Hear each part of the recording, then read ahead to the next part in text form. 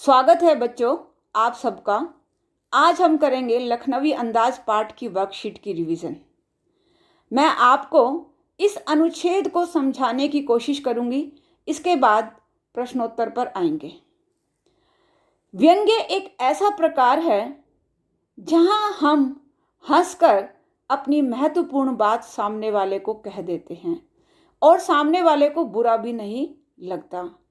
बेटा, इस पाठ में लखनऊ के नवाब साहब के माध्यम से जमींदार वर्ग पर व्यंग्य किया है, जो बनावटी जीवन जीता है। इसे परजीवी संस्कृति भी कहा है। परजीवी का अर्थ क्या होता है? वैसे तो परजीवी का अर्थ होता है दूसरों पर अपना जीवन जीने वाला, दूसरों की दया पर आश्रित व्यक्ति।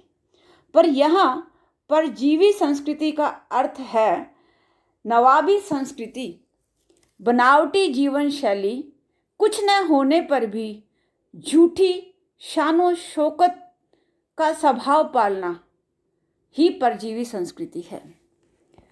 अब कल्पना कीजिए रेलगाड़ी के एक डिब्बे की, जिस डिब्बे में आमने सामने लेखक व नवाब साहब बैठे हैं। समय बिताने के लिए नवाब साहब खीरा खरीदते हैं। वह सामने बैठे लेखक से खाने के लिए पूछते हैं। लेखक इनकार कर देते हैं।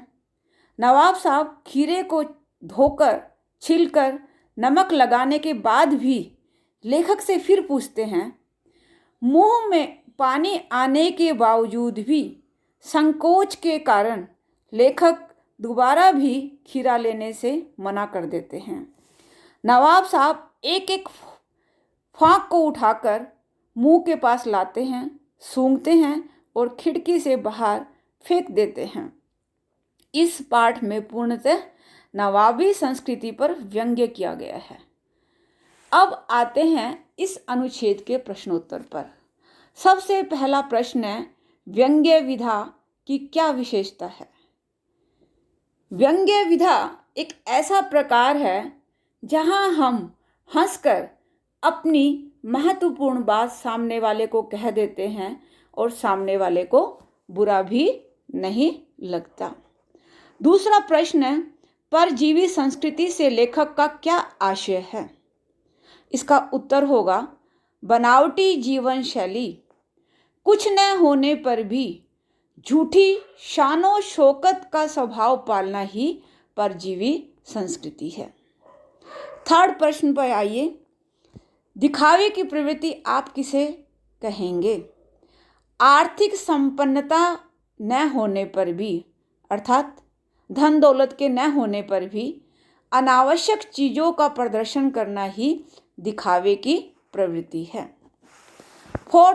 चौथा क्वेश्चन, मुंह में पानी आने के बावजूद भी लेखक खीरा लेने से क्यों मना कर देते हैं? इसका उत्तर होगा बेटा, लेखक ने पहले खीरा लेने से इनकार कर दिया था, अब कैसे लूं?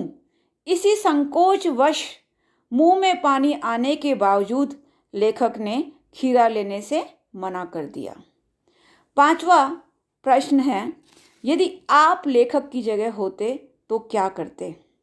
इसका उत्तर होगा बेटा, यदि मैं लेखक की जगह होती तो मैं भी खीरा नहीं लेती, पर इस तरह से नवाब साहब को खिड़की से बाहर खीरा फेंकने भी नहीं देती।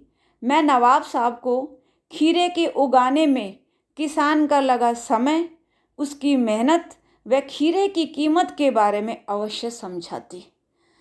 धन्यवाद बच्चों, आशा है आपको ये अनुच्छेद और इसके प्रश्नोत्तर समझ आए होंगे।